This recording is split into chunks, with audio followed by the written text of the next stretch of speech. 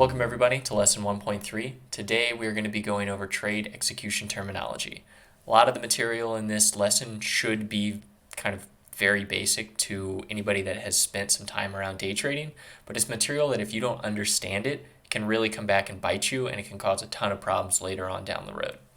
All right, so as always, we're going to start by just hitting a quick outline of what we're going to talk about today. First is breaking down the bid and the ask.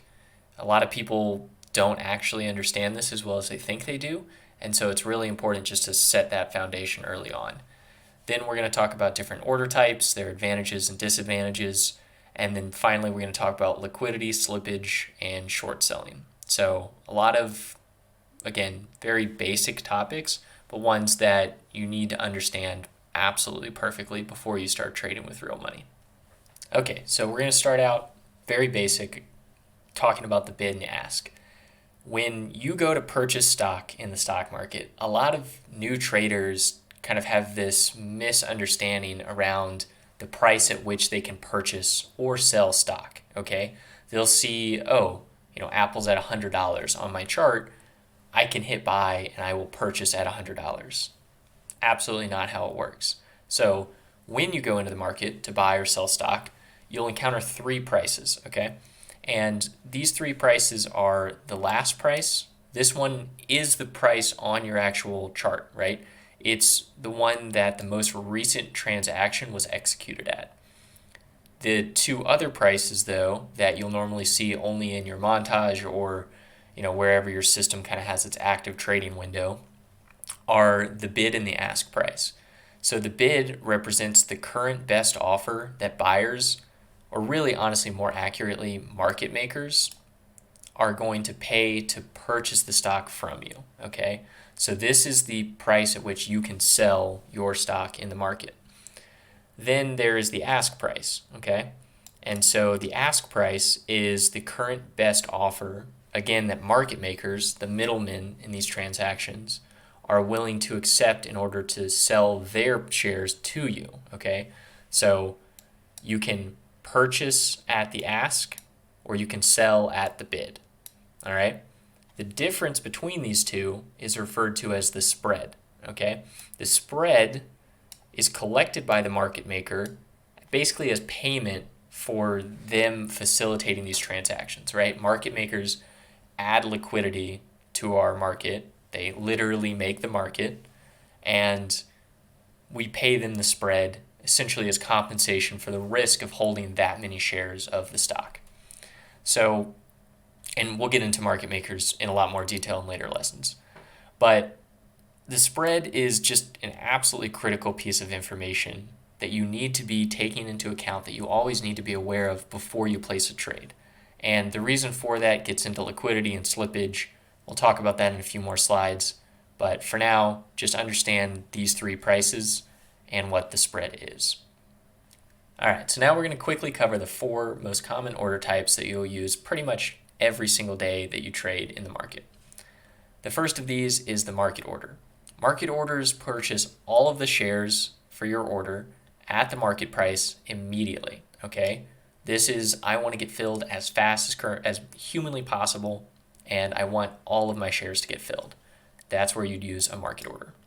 A limit order, on the other hand, purchases all of your shares, but only at a specific price, okay? So if you want to get filled exactly at $100 for selling your stock, you would put in a limit order, and assuming that got hit and there was enough liquidity there, you would get filled at exactly $100. Third is a marketable limit order, and this is kind of the combination of these two a little bit, but it's basically saying I want to get filled on all of my shares as fast as possible, like with a market order, but I only want to pay, about, let's say, like a couple of cents or whatever amount you specify above the current asking price. Okay, so maybe I want to get filled at $100 plus 5 cents if needed. The last one is a stop order. Stop orders, for now, let's just focus on using them to exit your position. Okay, it's essentially there to protect you from losing more than a specified amount. All of these orders can technically use to long, aka buy stock, or short stock, which it would be selling. But They each come with their own advantages and drawbacks that we're going to get into in a couple of slides. Before we can get into the advantages and disadvantages of various order types, I need to explain liquidity and slippage. So liquidity is the degree to which a security can be quickly purchased or sold in the market at a price that reflects its current value. All right, so if you think about, let's say, a dollar bill, for instance, that is an extremely liquid security. I can purchase anything that I want to with a dollar bill, right? I can go to a bank and I can instantly exchange it for a different dollar bill if I want to.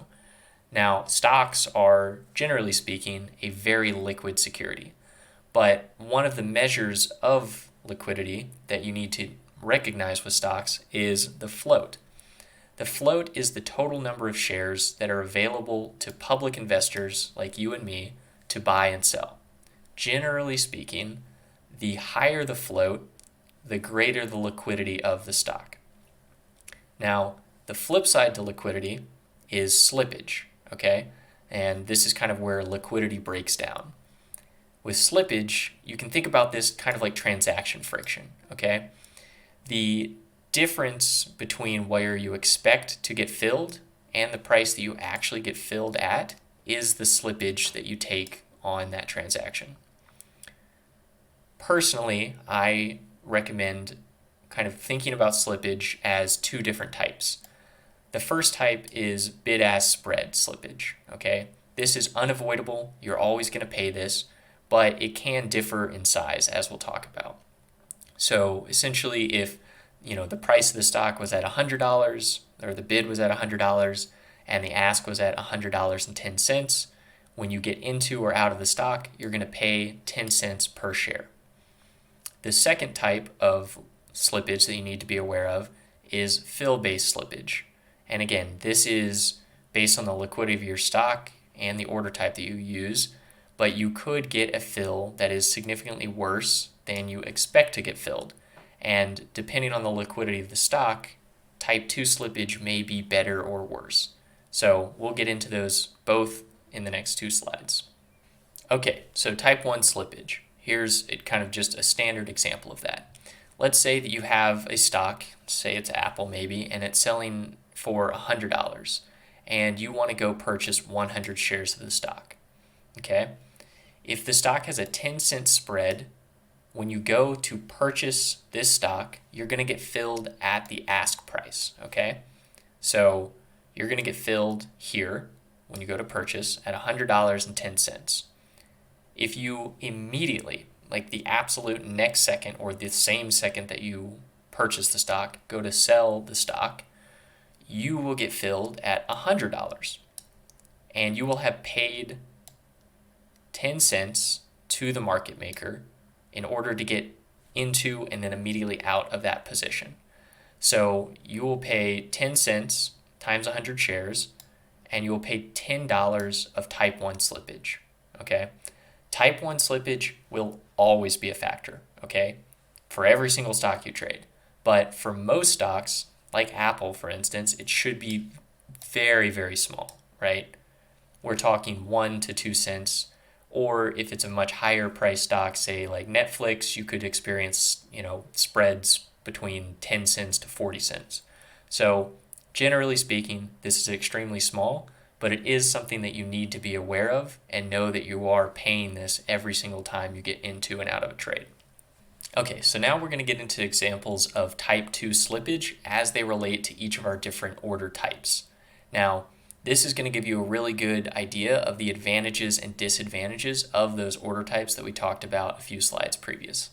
So first, I need you to understand that there is not an infinite amount of liquidity for every stock, okay? These examples are going to be very, very kind of extreme, right? But the concepts are what I want you to take away from them. So in this case, we go to purchase a stock and we want to buy 1,000 shares of that stock.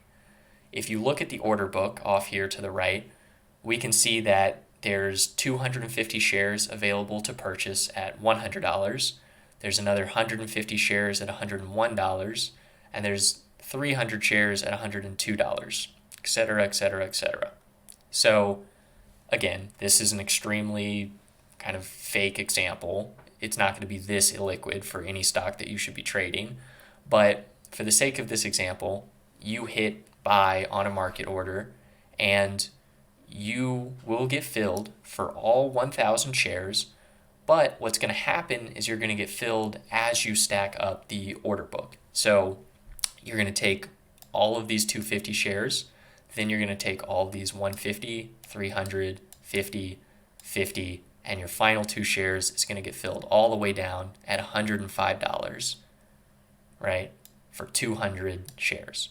So the average price that you now have paid for this stock is $102.01. Okay? You tried to purchase the stock at $100, you ended up paying $102.01. That is type 2 slippage. You've now paid $2,100 more than what you intended to pay based on your first entry. Now again, I can't stress this enough. This is a wildly over-exaggerated example, but the point remains that you need to be aware of the liquidity of the stock so you can avoid this type of slippage with market orders when liquidity is very bad. So now let's look at the exact same example, but let's use a limit order this time, okay? And if you remember, a limit order is going to only fill you at the price that you wanted to get filled at. So you're still going to try to purchase 1,000 shares, but you're only going to get filled for shares that are available at $100. So in this case, you only get 250 shares, right? Because if you look at our order book over here, the only shares that are available at $100 are these 250. So you would have an average price exactly like you expected, but the downside of this is your position is only basically a quarter of what you actually wanted to get filled on. So if the stock was moving really fast and it was ripping up, you would miss out on a ton of additional upside profit because you didn't want to get filled at any price above $100. So that's the main drawback to a limit order, is that you can get skipped and your order essentially won't fill for the entire share size. All right, so that brings us to our third order type, the marketable limit order. With the marketable limit order, just like in the other examples, we're trying to get filled for 1,000 shares. But with this order type, we're able to specify that I only want to get filled at the ask plus $3. Again, this is a wildly extreme example. But with this marketable limit order, we're going to end up getting filled for 750 shares at an asking price or an average entry price of $101.20. So you can see that over here on the order book. We only want to get filled here. Therefore, we will only get filled for these amounts of shares, and that's our average entry price. So unlike with the market order, you only have $1,200 of slippage. Again, extreme example. But this time you get filled for essentially all of your position. Whereas with the limit order, you didn't have any type 2 slippage, but you only got a quarter of your position. So once again, all of these example types are extreme, but in general, I would say the marketable limit order is what you're going to want to try to utilize at all times when you're entering and potentially even exiting positions. Okay, so now we're going to switch topics a little bit and talk about short selling. Short selling allows us to profit from downside moves in a stock, right? You don't just have to buy the stock hoping that it goes up. You can short sell and then profit when it goes down. So short selling is borrowing shares that you have not purchased, okay, and selling them in the market so that you can then later buy them back at a lower price. The way this works is basically in 4 steps. First, your broker, which is the first party to this transaction, lends you shares, okay? They're willing to lend you shares because ultimately, if you hold them overnight, they actually earn interest on those shares. So your broker lends you the shares. You then take these shares and you sell them to a buyer in the exchange, okay? So at this point, you have now sold shares and collected money that you essentially had no right to do, right? Like you didn't own that, but you sold them and you collected the dollars for selling them. When the stock price drops, or hopefully it drops, regardless of what happens, you will cover these shares. So you will buy those shares back from the exchange. You do this because you have to return those shares, okay, to your broker. And that's the final step in this process. So you borrow the shares, you sell the shares, you buy the shares back, and then you return them to the person that you borrowed them from. A couple key points to keep in mind from your side of this transaction. The first is that you have to return these shares, okay? And if you don't return these shares soon enough, or if you lose too much money on them, your broker can actually force you to return shares. The second point, again, is that you benefit from price dropping, okay? So when you short sell, you want price to drop. Third, if you hold them overnight, which you're not going to do because we're day traders and we don't hold overnight, but if you do hold them overnight, you will pay interest on those shares. Fourth, loss is uncapped, okay? And I want you to cement this in your brain as much as possible. When you buy a stock, hoping that it goes up, the worst thing that could happen to you is it goes to zero, okay? So you lose 100% of your position. But if you short sell at $100, that stock could go to 1,000. You never know, okay? And so you could lose 10x what you were expecting to lose instead of just 100% of your position. You could end up owing money to your broker, potentially.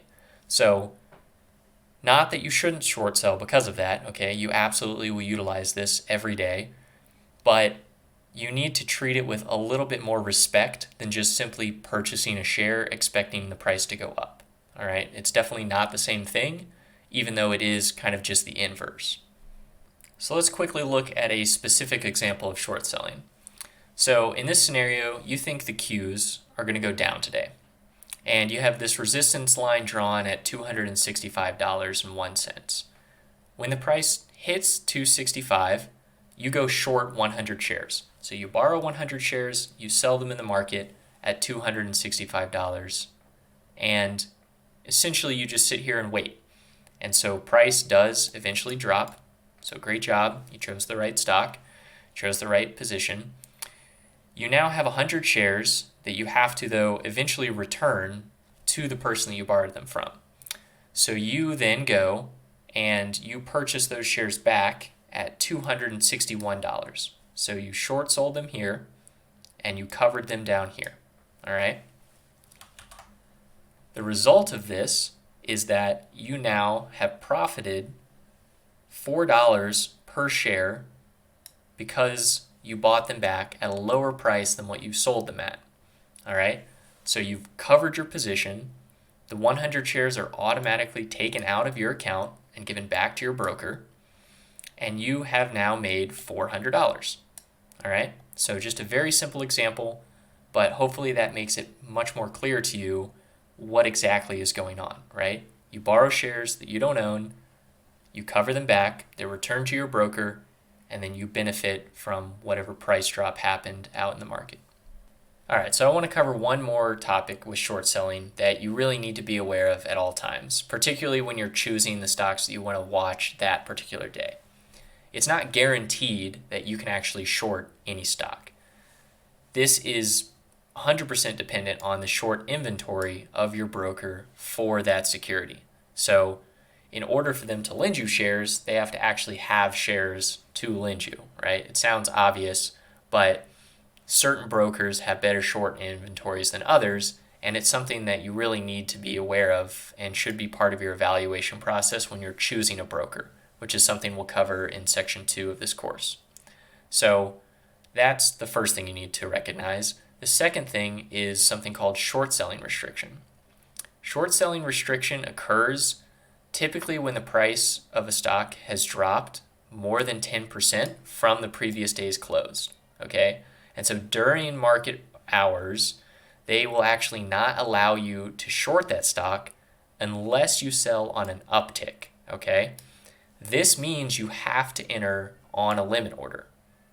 And basically the reason they do this is because they want to make sure that anybody that has lost 10% on their position, right, they get priority fills, because They're trying to get out of their stock. They're panicking. Meanwhile, you're in there trying to profit from the downside move.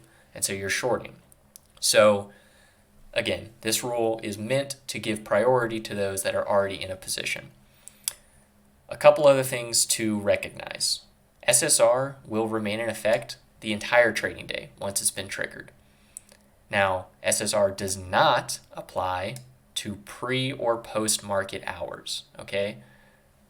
Really, if you're a beginner, you shouldn't be trading during the pre-market or the post-market, but if you are, just be aware that there is no short selling restriction. So a couple examples of what all this will look like if you have a montage window or however your system does this. Typically you can hover over this little S here. You'll see this, again, in different places in your platform, and it'll tell you how many shares are available for short from your broker. The other thing that you'll see occasionally, if there are no shares to borrow, or if it is very difficult to get shares, is an HTB. That means hard to borrow. So it either means your broker doesn't have any, or they'll have to go somewhere else in order to get them to lend them to you, which you'll pay more for, and typically you want to avoid. Finally, if you see S.SSR, that means there are shorts available, okay?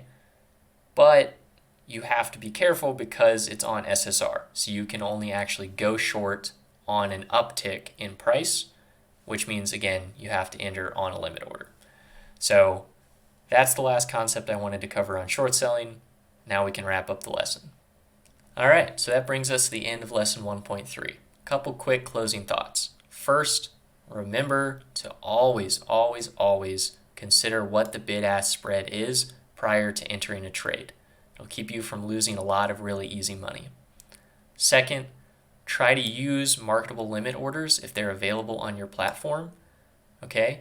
Particularly when you're trading stocks that maybe aren't as liquid as others. Third, remember that short selling allows you to profit from downside moves, but that you need to treat it with this extra layer of respect and caution because potential loss is unlimited, okay? I want to be super clear about that. So please be careful and try to learn all of the concepts in this lesson like the back of your hand. If you feel like any of this wasn't super clear, feel free to drop a comment below and I'll try to explain as best I can there, or come over to our Discord channel where we actually have an entire chat channel for course questions. So you can come over there, ask your question, and I'll do my best to answer it in as much detail as possible. So with that, have a great day, and I'll see you in the next lesson.